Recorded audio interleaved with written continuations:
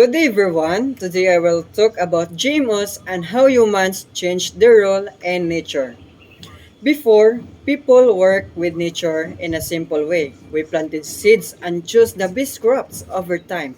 We waited many years to improve plants. In this way, we were like caretakers of nature.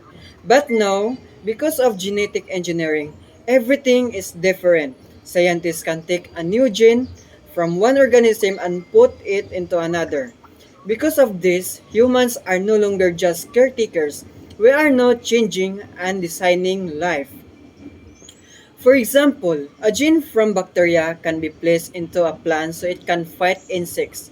It sounds helpful, but it is not always perfect. The process is not fully controlled. When a new gene is added, it can affect other parts of the plant.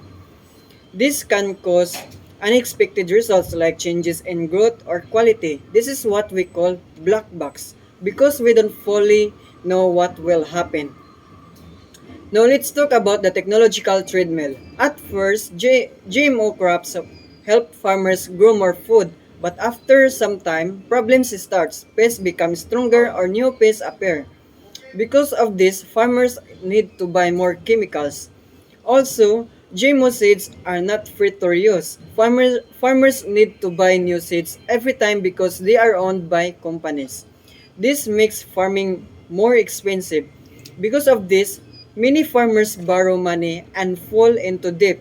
Instead of helping, the technology can trap them in a cycle where they keep spending more. So in the end, GMOs show how powerful humans are today. We cannot change life itself, but we also need to be careful. Not everything is clear and some effects can be risky. That's all. Thank you.